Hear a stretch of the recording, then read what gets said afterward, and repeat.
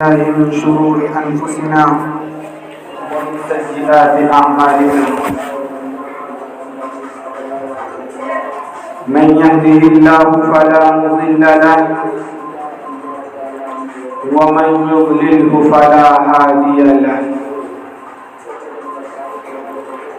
وأشهد أن لا إله إلا الله وحده لا شريك له ونشهد أن سيدنا ونبينا وحبيبنا وشفيعنا وإمامنا ومولانا محمدا عبده ورسوله أرسله بالحق بشيرا ونذيرا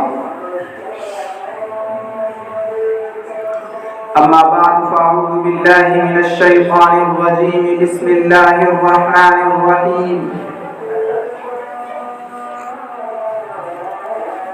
ووصينا الإنسان بوالديه حملته أمه وهنا على وهن وفصاله في عامين وقال النبي صلى الله عليه وسلم ثلاث من كن فيه نشر الله عليه وأدخل جنته رفق بالضعيف وشفقة على الوالدين وإحسان إلى المملوك فقد صدق رسول الله صلى الله عليه وسلم. محترم بھائیوں، بزرگوں، نوجوانوں، اللہ رب العزت کی بے انتہا نعمتوں سے صبح و شام ہم فائدہ اٹھاتے ہیں. اگر ہم ان نعمتوں کو شمار کرنا چاہیں تو نہیں کر سکتے. اگر ہم ان نعمتوں کو گننے کے لیے بیٹھیں تو ہماری زندگیاں تو ختم ہو سکتی ہیں، لیکن رب ذوالجلال کی نعمتوں کا گننا ہمارے بس کی بات نہیں. اللہ رب العزت کی بے انتہا نعمتوں میں سے سب سے عظیم نعمت جو ہمارے پاس ہے وہ کلمے کی نعمت ہے. دعا ہے اللہ رب العزت سے کہ اللہ رب العزت ہمیں اور آپ کو اسلام پر، ایمان پر زندہ رہنے اور ایمان پر موت نصیب فرمائے. بزرگوں اور دوستوں، ایمان، اسلام اور دین و مذہب کا تقاضا کیا ہے کہ ہمیں زندگی کس طریقے سے گزارنی چاہیے. اسی سلسلے میں ایک روایت پڑھی ہے کہ جس میں جناب محمد رسول اللہ صلی اللہ علیہ وسلم نے ارشاد فرمایا کہ 3 چیزیں جس شخص کے اندر ہوں، 3 چیزوں پر جو شخص عمل کر لے اس کو اللہ رب العزت کی جانب سے 2 بڑے انعام ملیں گے. 15 نہیں، 50 نہیں، صرف 3 چیزوں پر عمل کرنا ہے. ثلاث من كن فيه يسر الله حتفه. پہلا انعام، اللہ رب العزت اس کی موت کو آسان فرما دے گا. وَأَدْخَلَ جَنَّتَهُ، اور مرنے کے بعد اسے جنت میں ٹھکانہ عطا فرمائے گا. بہت سے لوگ ایسے ہیں جن سے اللہ رب العزت وفات کے وقت ایمان کی دولت چھین لیا کرتا ہے. بہت سی دفعہ انسان حوادثات کا شکار ہو جاتا ہے، حوادثات کی وجہ سے اس کے چترے ہو جاتے ہیں، گھر والے بھی نہیں پہچان پاتے. موت ایمان والی آئے، اچھی موت آئے. بتاؤ بھائیو، سب لوگ یہ چاہتے ہیں کہ نہیں؟ سب کی خواہش ہے کہ نہیں؟ کہو تو اللہ رب العزت سے کہ اے اللہ، ہم ایمان والی موت چاہتے ہیں، اچھی موت چاہتے ہیں. کہو اللہ سے، اللہ رب العزت سن رہا. افسوس کی بات تو یہ ہے کہ آج مسلمان اس دنیا کے اندر دنیاوی زندگی میں اس قدر منہمک نظر آتا ہے، اتنا انہماک ہے دنیاوی زندگی کے اندر کہ ایسا لگتا ہے کہ ہمیں اس دنیا سے اب جانا ہی نہیں ہے، ہمیں اسی دنیا کے اندر ہی رہنا ہے، جبکہ اللہ رب العزت ارشاد فرماتا ہے کل نفس ذائقۃ الموت، کہ ہر نفس کو موت کا مزہ چکھنا ہے، ہر شخص کو، ہر ذی روح کو موت کی سنگلاخ وادی سے گزرنا ہے۔ اور ہمارا یہ عقیدہ ہے، اہل سنت والجماعت کا یہ عقیدہ ہے کہ آپ علیہ الصلوۃ والسلام بھی انسان تھے، آپ کے اندر بھی بشریت کا خمیر تھا، اس وجہ سے آپ کو بھی یقین تھا ایک دن مجھے بھی یہ دنیا چھوڑنی ہے، اس کائنات سے پردہ کرنا ہے اور اس عالم فانی سے رفت سفر بعد کا عالم بقا کی طرف جانا ہے۔ کل نفس ذائقۃ الموت، ہر شخص کو موت کا مزہ چکھنا ہے۔ نبی ہے تو موت آئے گی، ولی ہے تو موت آئے گی، عالم ہے تو موت آئے گی، جاہل ہے تو موت آئے گی، مرد ہے تو موت آئے گی، عورت ہے تو موت آئے گی، بچہ ہے تو موت آئے گی، بڈھا ہے تو موت آئے گی، محلوں میں زندگی گزارنے والا ہے تو اسے بھی موت آئے گی، گھاس پھوس کے مکانات میں رہنے والا ہے تو اسے بھی موت آئے گی۔ غرضے کی خلاصہ کلام، ہر شخص کو موت آئے گی، موت سے کوئی بھی شخص اور کوئی بھی جاندار اس دنیا کے اندر ایسا نہیں ہے جو بچ جائے۔ اسی وجہ سے فرماتے ہیں حضور پاک علیہ الصلوۃ والسلام، مسند ابو یعلا کی ایک حدیث میں آتا ہے کہ جب اس کائنات کے تمام لوگ مر جائیں گے تو ملک الموت اللہ رب العزت کی بارگاہ میں حاضر ہو کر عرض کرے گا کہ اے آقا، اے مولا، دنیا و جہان کے تمام لوگ مر گئے سوائے ان لوگوں کے جن کو آپ نے نہیں چاہا۔ تو اللہ رب العزت سب کچھ جاننے کے باوجود ملک الموت سے پوچھے گا کہ بتا کون باقی رہ گیا؟ تو ملک الموت فرمائے گا کہ اب بس آپ باقی رہ گئے ہیں جن کو کبھی موت نہیں آئے گی، اور آپ کا عرش اٹھانے والے فرشتے باقی رہ گئے ہیں، اور جبرائیل اور میکائیل رہ گئے ہیں۔ تو اللہ رب العزت فرمائے گا کہ میرا عرش اٹھانے والے جو فرشتے ہیں وہ بھی مر جائیں، چنانچہ وہ بھی مر جائیں گے۔ اب دوسری مرتبہ یعنی دوسری بار ملک الموت اللہ رب العزت کی بارگاہ میں حاضر ہوگا اور عرض کرے گا کہ اے آقا، آپ کا عرش اٹھانے والے فرشتے بھی مر گئے۔ تو اللہ رب العزت پھر پوچھے گا کہ اب کون باقی رہ گیا ہے؟ تو ملک الموت عرض کرے گا کہ اب بس آپ باقی رہ گئے ہیں جن کو کبھی موت نہیں آئے گی، اور جبرائیل اور میکائیل رہ گئے ہیں۔ تو اللہ رب العزت فرمائے گا کہ جبرائیل اور میکائیل بھی مر جائیں، چنانچہ جبرائیل اور میکائیل بھی مر جائیں گے۔ اس کے بعد تیسری مرتبہ ملک الموت اللہ رب العزت کی بارگاہ میں آئے گا اور عرض کرے گا کہ اے آقا، اب صرف آپ باقی رہ گئے ہیں اور ایک میں ہوں۔ تو اللہ رب العزت فرمائے گا ملک الموت، تم بھی میری مخلوق میں سے ایک مخلوق ہو، جس کام کے لیے میں نے تم کو پیدا کیا تھا تم نے اسے پورا کیا، لہذا تم بھی مر جاؤ۔ چنانچہ ملک الموت بھی مر جائے گا۔ اب صرف اکیلا اللہ باقی بچے گا، اللہ کے علاوہ کوئی باقی نہیں رہے گا۔ یہ زمین و آسمان کتابچے کی طرح لپیٹ لیے جائیں گے۔ اس کے بعد اللہ رب العزت 3 مرتبہ آسمان و زمین کو پھیلائے گا اور لپیٹے گا، اور پھر خود ہی یہ فرمائے گا للہ الواحد القہار، اس اکیلے اللہ کی حکومت ہے جو زبردست و غالب ہے، حقیقی مالک ہے تو وہی ہے، حقیقی خالق ہے تو وہی ہے، حقیقی رازق ہے تو وہی ہے۔ لا خالق الا اللہ، لا معبود الا اللہ، لا مسجود الا اللہ۔ میرے دوستو، تو میں عرض کر رہا تھا کہ 3 چیزیں جس شخص کے اندر ہو اس کو 2 انعام ملیں گے۔ پہلا انعام یسر اللہ حتفہ، اللہ رب العزت اس کی موت کو آسان فرما دے گا۔ میرے بھائی، اچھی موت بھی آتی ہے، بری موت بھی آتی ہے۔ میں آپ کو ایک اچھی موت کی بھی مثال دیتا ہوں اور بری موت کی بھی مثال دیتا ہوں۔ بری موت کی مثال یہ لیجیے کہ ایک دفعہ ہمارے محترم صاحب نے بیان کرتے ہوئے یہ فرمایا کہ ایک جگہ میرا جانا ہوا تو وہاں کے لوگوں نے مجھے بتایا کہ ایک شخص اچھی خاصی عمر کے اپنے بال بچوں کو لے کر کے اسٹیڈیم میں میچ دیکھنے کے لیے گئے، اور حالت ان کی یہ تھی کہ ابھی ان کا ایک قدم اسٹیڈیم کے اندر اور ایک قدم اسٹیڈیم کے باہر تھا کہ ہارٹ اٹیک آیا اور بالکل ان کی وہی موت ہو گئی۔ میرے بھائیو ذرا سوچو تو صحیح، آخر وہ کس کام کے لیے جا رہا تھا؟ کیا وہ وہاں اللہ کی عبادت کرنے کے لیے جا رہا تھا؟ کیا وہ وہاں نماز پڑھنے کے لیے جا رہا تھا؟ کیا وہ وہاں تلاوت کرنے کے لیے جا رہا تھا؟ نہیں میرے بھائیو، نہیں، خود بھی جا رہا تھا اور اپنے بال بچوں کو بھی میچ دیکھنے کے لیے لے جا رہا تھا۔ ان کے گھر والوں کو بھی اس کی موت کا واقعہ بیان کرتے ہوئے شرم محسوس ہو رہی تھی۔ یہ بری موت کی مثال ہے۔ آپ کو میں ایک اچھی موت کی بھی مثال دیتا ہوں۔ اچھی موت کی مثال یہ ہے کہ ایک صاحب اچھی خاصی عمر کے، ادھیڑ عمر کے، جمعہ کا دن تھا، جا رہے تھے مسجد میں نماز پڑھنے کے لیے، عصر کی نماز تھی، اور اپنے بال بچوں سے کہا کہ چلو نماز پڑھنے کے لیے۔ چنانچہ نماز پڑھنے کے لیے گئے، اور جب مسجد میں پہنچے تو ایک رکعت ہو چکی تھی۔ امام صاحب کے سلام پھیرنے کے بعد وہ مابقیہ نماز ادا کرنے کے لیے کھڑے ہوئے، اور کھڑے ہوتے ہی جاں بحق ہو گئے، کھڑے ہوتے ہی ان کی وفات ہو گئی۔ یہ اچھی موت کی مثال ہے۔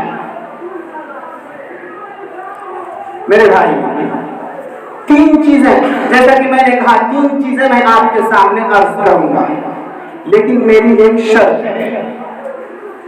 شرط یہ ہے کہ ہر شخص یہ عزم مصمم لے کر کے بیٹھے کہ جو باتیں بھی میں سنوں گا اس پر عمل کرنے کی نیت سے سنوں گا۔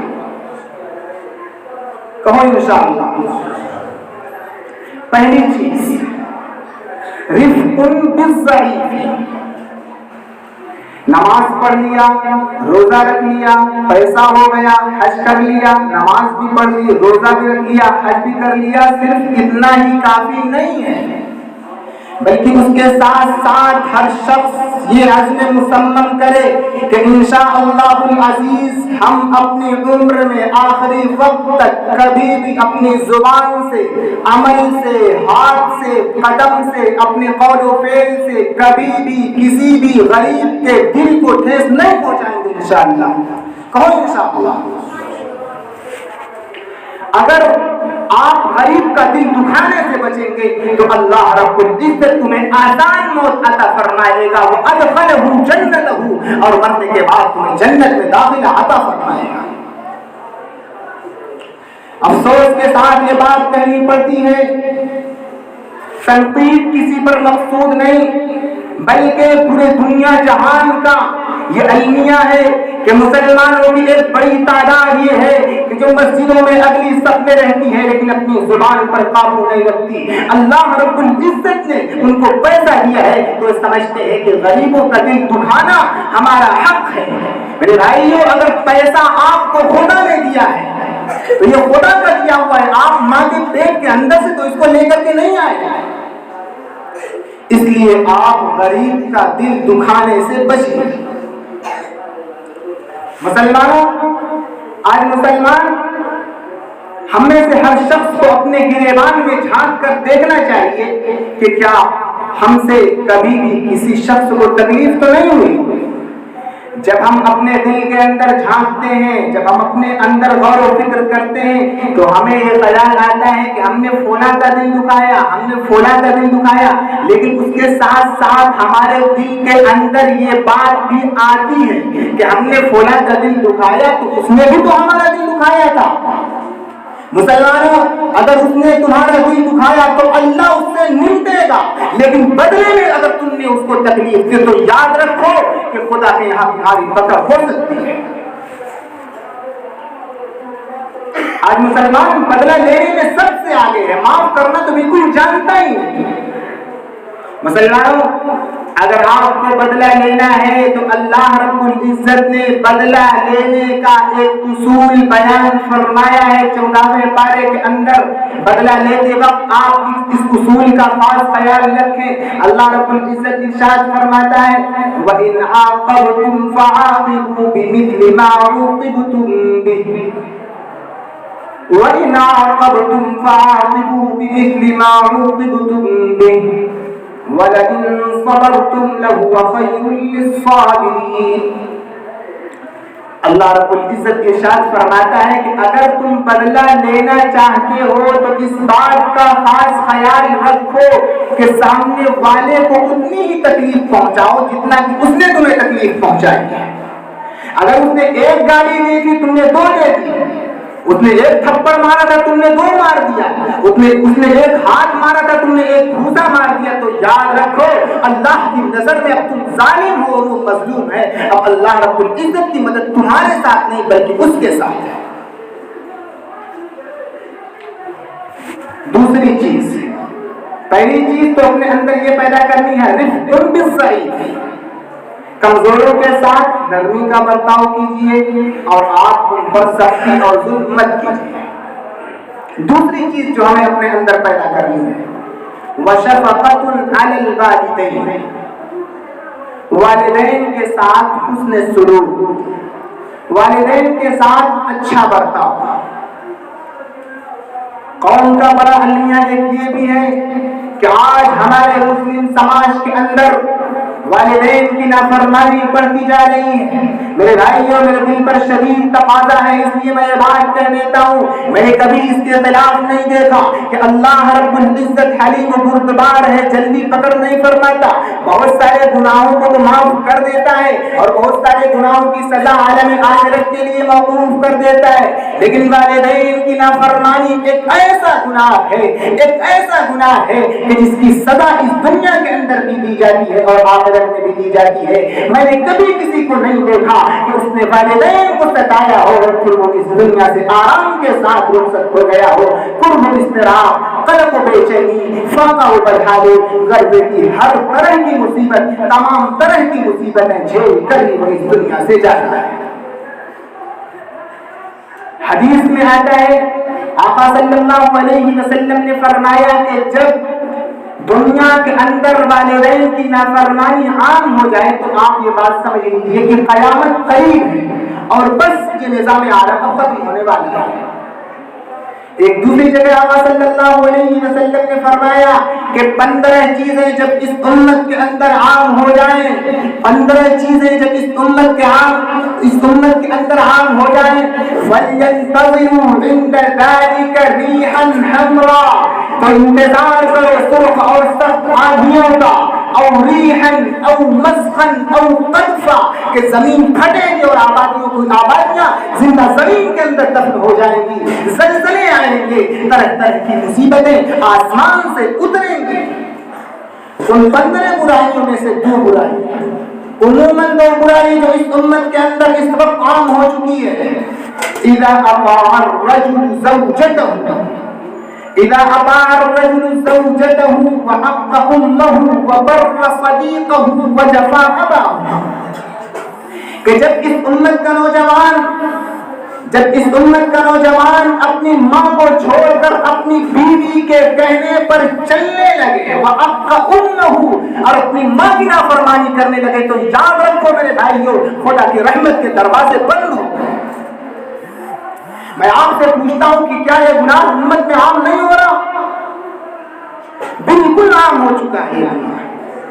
میرے بھائیوں، شادی کے بعد ماں کی کوئی اہمیت نہیں رہ جاتی ہے، عورت چلتی ہے تو صرف بیوی کی چلتی ہے، اور ہمارا نوجوان بھی اپنی ماں کو چھوڑ کر اپنی بیوی کے خوش کرنے میں ہی لگا رہتا ہے، جبکہ حضور پاک صلی اللہ علیہ وسلم نے فرمایا کہ جب اس امت کا نوجوان اپنی ماں کو چھوڑ کر اپنی بیوی کے کہنے پر چلنے لگے، وحق امہ، اور اپنی ماں کو ٹھوکر مارنے لگے، تو یاد رکھو کہ خدا کی رحمت کے دروازے بند ہو گئے، کبھی کھل نہیں سکتے۔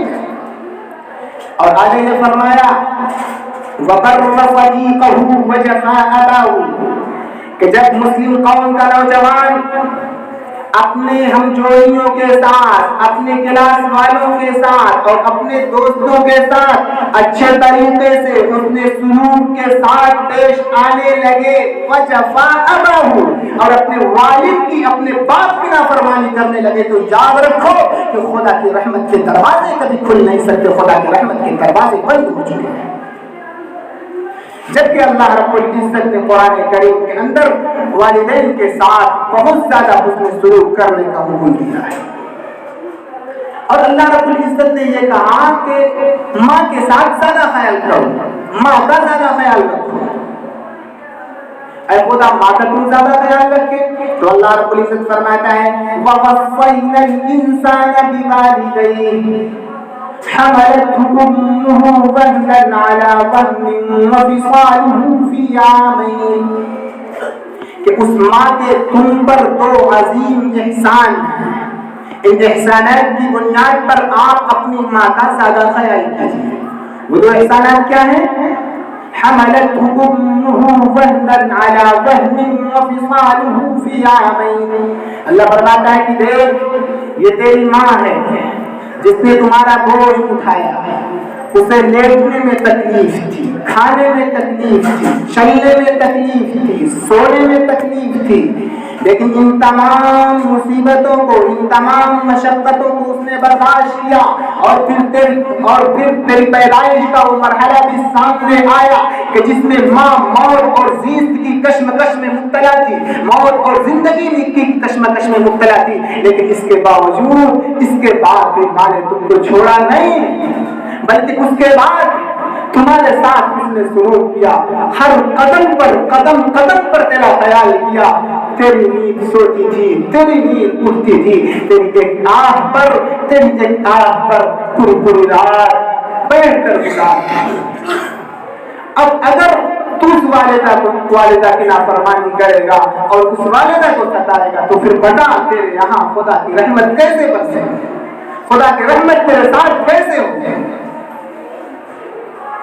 دوسرا احسان ماں کا، حملته أمه وهنا على وهن وفصاله في عامين، اللہ رب العزت فرماتا ہے کہ اس ماں کا دوسرا احسان تم پر یہ ہے کہ اس نے اپنی چھاتی سے 2 سال تک تمہیں اپنا دودھ پلایا، اپنا خون جگر پلایا۔ اب اگر تو اس ماں کی نافرمانی کرے گا تو بتا تیرے ساتھ خدا کی رحمت کیسے ہوگی، اللہ کی رحمت تیرے ساتھ کیسے برسے گی۔ انسان ذرا غور کر، تو کیسے بھول گیا کہ تجھے بھوک لگتی تھی تو رحم والدین کو آتا تھا، تجھے پیاس لگتی تھی تو والدین پریشان ہو جایا کرتے تھے، تجھے گرمی سردی لگتی تھی تو ترس والدین کو آتا تھا، اگر تجھے کوئی بیماری لاحق ہو جاتی تھی تو والدین اپنے آرام و راحت کو قربان کر دیا کرتے تھے۔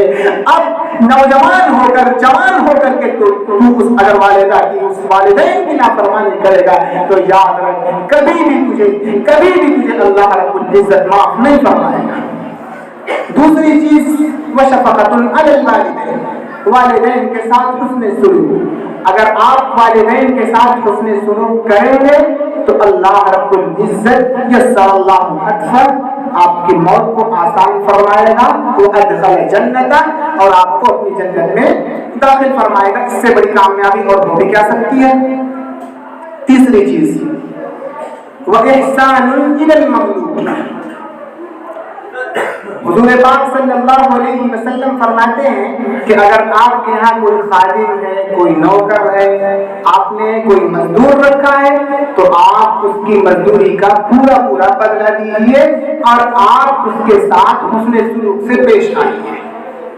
میرے بھائیو، آج ہمارے اس ملک کے اندر بلکہ پورے جہان کے اندر یہ برائی بالکل عام ہو چکی ہے کہ مزدوروں کے ساتھ، ملازموں کے ساتھ بہت زیادہ بدسلوکی کی جاتی ہے۔ اگر مثال کے طور پر آپ نے کسی مزدور کو کچھ بنانے کے لیے دیا اور کہا کہ 50 روپے فی عدد، یعنی ایک بنانے کے بدلے میں آپ کو 50 روپے ملیں گے، تو جب وہ کام کر لیتا ہے، پورا کام ادا کر دیتا ہے، تو پھر آپ کہتے ہیں کہ نہیں بھائی اس کے اندر تو یہ خرابی ہے، اس کے اندر یہ خرابی ہے، اس کے اندر فلاں خرابی ہے، اس لیے تجھے 50 روپے فی عدد نہیں بلکہ 30 روپے فی عدد ملیں گے، 30 روپے ملیں گے ایک چیز کے بنانے میں۔ میرے دوستو، اگر آپ یہ کام کرتے ہیں تو یاد رکھیے آپ ظالم ہیں خدا کی نظر میں اور وہ مظلوم ہے۔ یاد رکھیے کہ اس کا بھی کوئی خدا ہے اور وہ خدا تمہاری پکڑ کر سکتا ہے۔ یہ 3 چیزیں ہمیں اپنے اندر پیدا کرنی ہیں۔ رفق بالضعیف، پہلی چیز کمزوروں پر رحم کرنا، کمزوروں کے ساتھ اچھا سلوک کرنا۔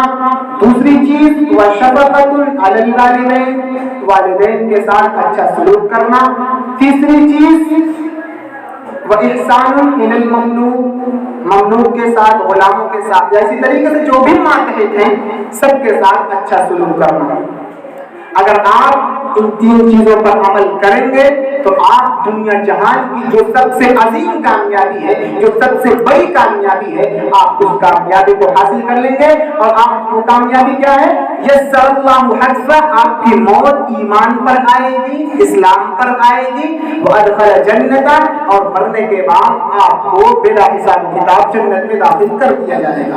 دعا ہے اللہ رب العزت سے کہ اللہ رب العزت ان تین چیزوں پر ہمیں مکمل طریقے سے عمل کرنے کی توفیق عطا فرمائے۔